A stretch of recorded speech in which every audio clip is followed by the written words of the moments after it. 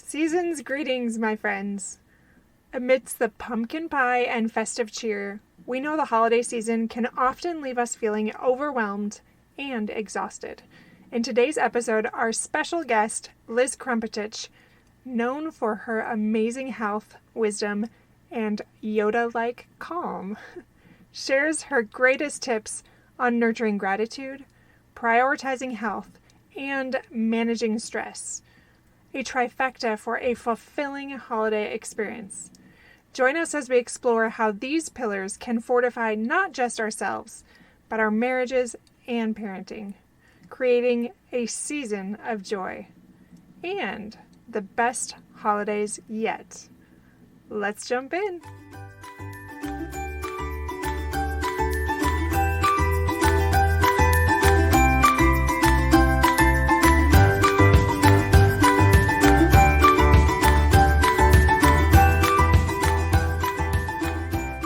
Hello, I'm Kendra Nielsen.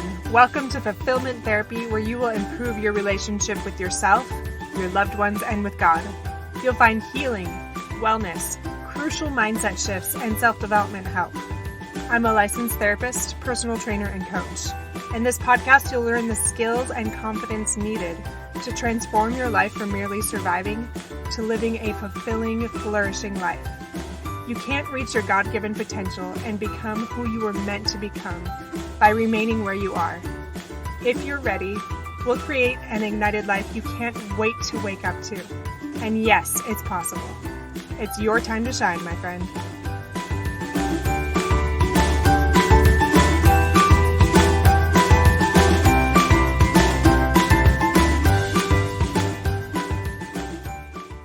Here's part 2 with our guest, Liz Krmpotich. Now, what about stress? How do you cope with stress, especially during the holidays? My first tip probably will not come as a surprise, but exercise is huge in managing stress. There are so many studies out there that support the benefits of exercise.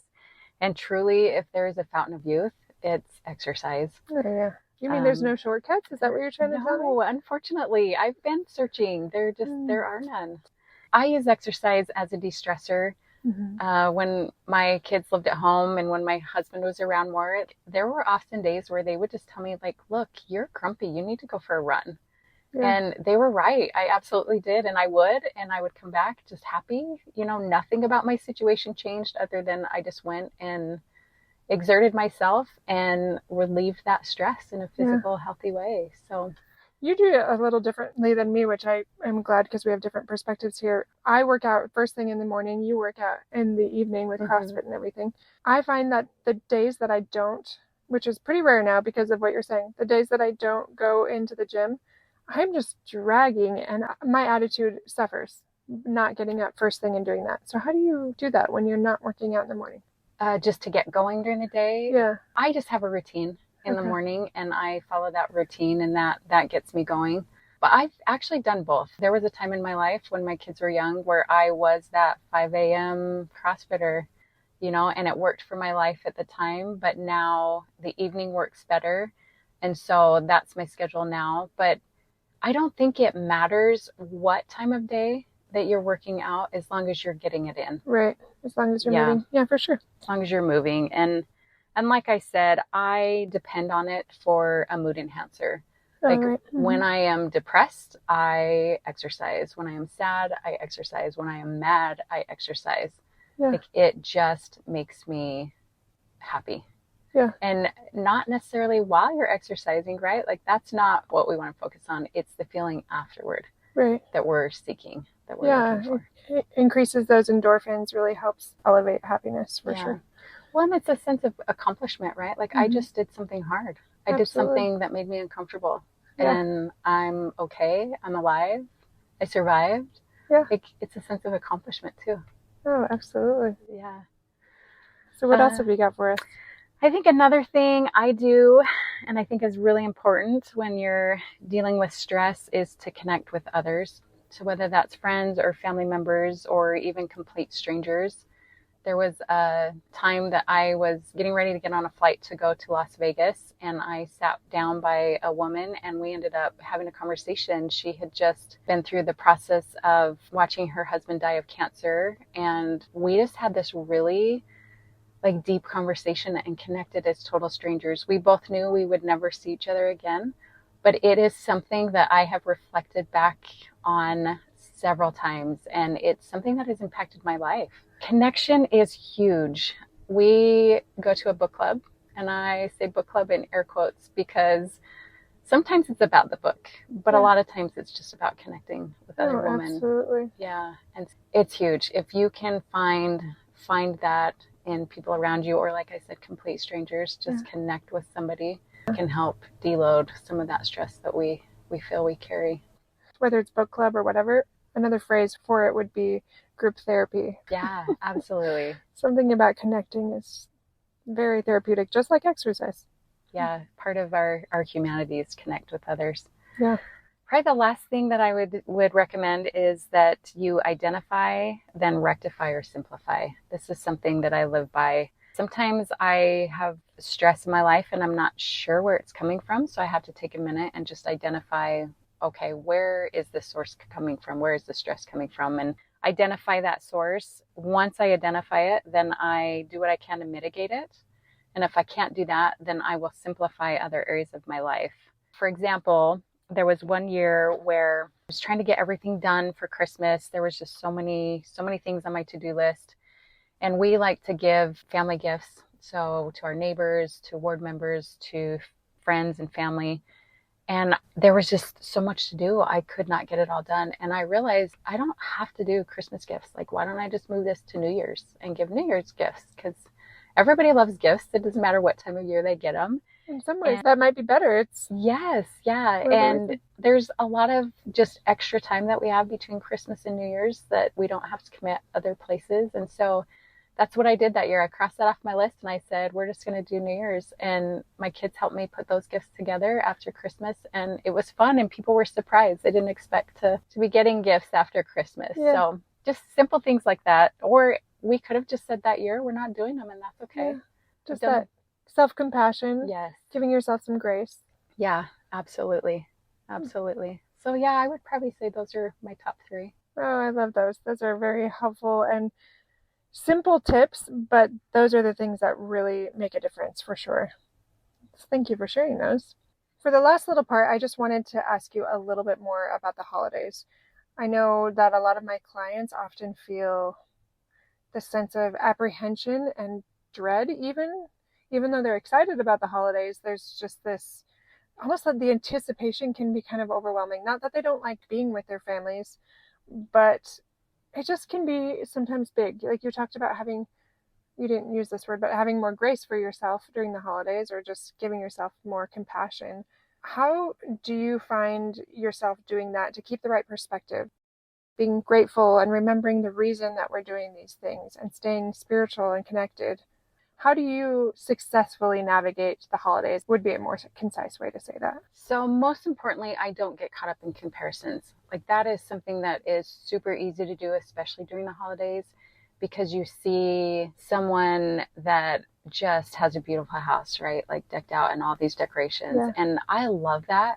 I just don't have the time to do that. Yeah. And I can just appreciate that other people do that. I don't have to decide that that's something that I need to do. Mm-hmm. And some years I don't even put up decorations. It just depends on what's going on. And so that's okay. Just don't get caught up in comparing yourself to others, because that will steal any kind of happiness that you're bound to have during the holidays. And I do want to say something really quickly on that. I never really thought about it before, because my reaction when you're like, I don't even decorate, I'm like, oh, Christmas is supposed to be magical, or whatever holiday. But especially since COVID, it makes me think, like, how many people are actually inside of my house thinking about that? Yeah. That it really matters. I mean, we're doing a lot of stuff to stress ourselves out for maybe not that many people. Right. Yeah, anyway, there's a cost, and is the reward bigger than the cost? Right. Like, some other things I do, I like to send thank you notes or just texts, especially this time of year. That doesn't have to be something big and hard. Like a text really is just super fun to send. You're thinking about somebody, hey, you're just on my mind today. I just want to tell you I love you. Thank you for being such a good friend.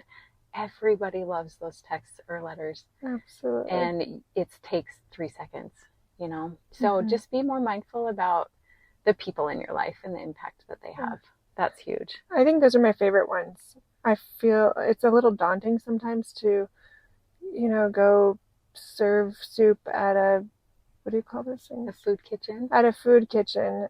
And some of those like bigger things, it's like, oh, I can't do all these things. And yet you can do a lot of those small things. You can still be aware of helping others in those ways. Yeah, like we can help people at the grocery store probably every time we go, whether it's opening a door, holding a door for someone, or a lot of times somebody struggling with a cart. Let me help you with that. Yeah. Or you see an older couple putting groceries in there. Let me help you with that. Yeah. It's so easy to do. Let me take your cart back to the cart return. Yeah. Like just little things that don't take a lot of time or even effort.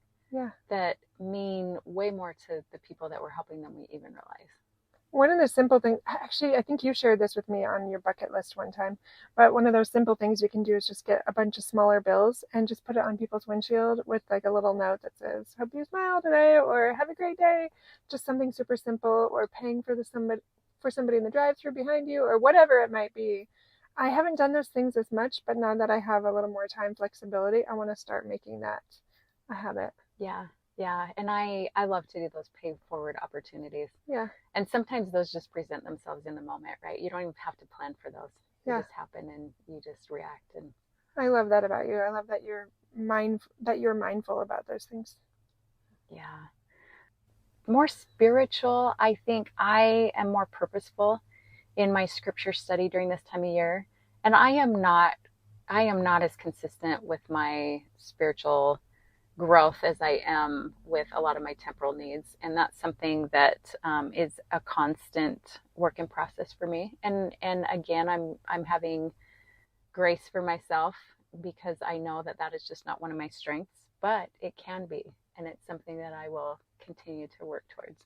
I love that. But I'm more purposeful in what I'm studying during this time of the year. It's because I am thankful for things, and it's the season of Christmas and thinking about Christ. And so when I do spend that time in the scriptures, then I'm more purposeful about it.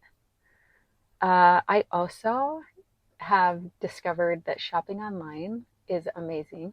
Amen. And I will buy almost everything online for Christmas if possible. Oh, I thought you meant like just go crazy, but you will buy almost all your gifts online. Yes. Okay. Yeah, because one, I don't have to ship it where it's going. Right. Amazon will take care of that. Nice. I can even leave them a note, and they will put it in a gift bag for me if I want.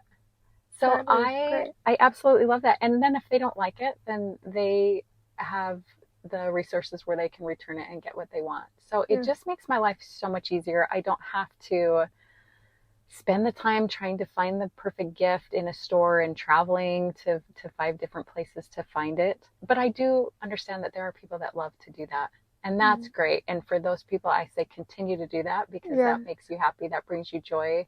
Totally do that. But for me, like I said, I do not like to shop. And so this was a way I could still do it and find enjoyment in it. Oh, yeah. Some of my sisters are so good at gift giving, and it overwhelms me every time. I'm like, if it can't be like a favorite thing, I don't really want to do it.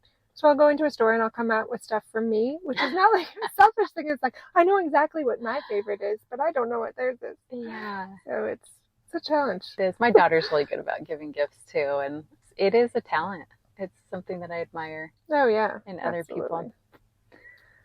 And then maybe take more naps during this time. I fully support that decision. Which one are we on? Well, just wrapping it up a little bit, I had a couple quotes that I wanted to share for Thanksgiving, but I was wondering if there is a quote that you had that you would like to share, maybe a favorite one or anything like that. One of my favorite quotes is not directly associated with, I think, being thankful necessarily. But my favorite quote, and something that I rely on a lot, is God grant me the serenity to accept the things I cannot change, the courage to change the things I can, and the wisdom to know the difference. I love that. I always have. It's just so perfectly worded. Yeah. Yeah. Do what I can, and then be okay with the rest. Absolutely. Yeah. And then I also love this quote. It is by Rafe Esquith, I think is how you say his name. He was a fifth grade teacher in LA. He no longer is. But he was the first one to coin the phrase, work hard, be nice. I love this. Nice and simple, nice and sweet. Yeah. I like that too. And if we all lived by that, we would live in such a great world. That's true. My two quotes, kind of piggybacking off of yours, thankfulness is the quickest path to joy. And I do love that about this time of year. It's so easy to be thankful, especially as people are giving and more, their hearts are open and there's just this charitable spirit around. I love how easy it is to feel joy and connection with people. And this next one is by Oprah, actually. She said, be thankful for what you have. You'll end up having more.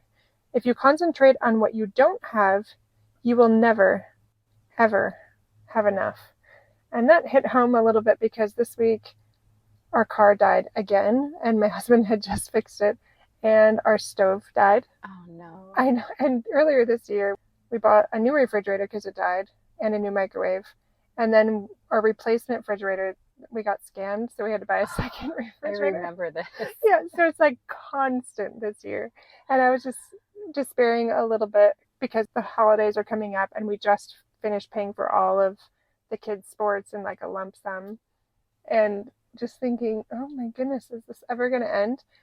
But then if I just focus on what I don't have, I'll never be happy. Yeah. But recognizing, you know what, it always works out. It is going to be fine. Yep. And we have so much. When you look at the world, everything that people have, the way we live right now, especially most Americans, we live far better than even royalty lived back then. So we are incredibly blessed. It's our norm, so we don't recognize that. Yeah. Do you have any final thoughts on that or on anything else before we end? I was just going to say, that's great. You almost have a brand new kitchen. Yeah, there you go. So that's something to be grateful for. That's a nice way to look at it. I like it. I have a new kitchen for the holidays. Yeah. So grateful. Well, thank you again, Liz, for coming on today. It's always a pleasure, and it's so fun to just laugh and just enjoy your company and get your insights on things that I think a lot of us struggle with. And just hearing a different perspective or these simple tips really helps us understand how we can improve just by that 1%, by those small micro adjustments that can bring greater peace, greater clarity, and overall increased wellness during the holidays. So thank you again for that. Yeah, thanks for having me, and thanks for being my friend. Ditto. I cannot wait to share our adventures on this podcast in future episodes, and I don't even think I'm going to ask. I'm just going to tell you. You have to come back. Well, thank you, Liz, once again for coming on and teaching us some tactical steps on how we can improve our physical health, our gratitude, and really manage that stress during the holiday season. I know these are things that a lot of us struggle with during the holidays. So those simple tips will really help us as long as we apply them. So best of luck, my friends, in applying those and making that a priority in your life. As always, just a reminder to go on to fulfillment.therapist and check out the video on the Costa Rican retreat showing all the things that are involved. Now you've been part of an interview with both Liz and Kenzie and myself, so you know the personality types a little bit more of people that will be going. It is going to be such a connecting, beautiful experience with an incredible tribe. You are not going to want to miss it. This is your chance after the holidays to really do what you can to meet your own unmet needs that you've neglected for far too long. This is going to really help you make yourself a priority so that you can really maximize your parenting and your marriage as you work on yourself. I promise you this is how it works. It's just like that putting on the mask concept on the plane. It's difficult to help others unless you take care of yourself so you can better help those that you love.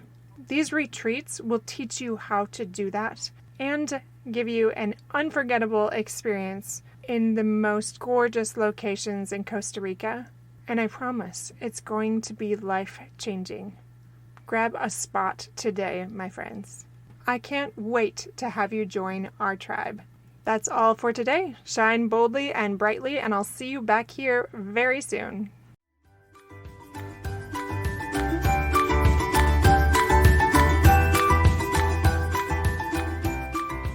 If this podcast has helped you gain the insights and skills needed to propel you towards transformation and joy, the number one way to help me is to leave a written review on Apple Podcast. Like you, I'm striving to become my higher self by helping others thrive, and I do that most effectively if you use your influence and give a review. Share this episode with a friend or share it on social media and let others know how it has helped you. I would be so very grateful and excited that we're creating positive ripples in so many lives. If you want to connect, you can find me on Fulfillment Therapy on Facebook and Instagram, or go to fulfillmenttherapy.org. Thanks for listening, and shine boldly and brightly, my friend.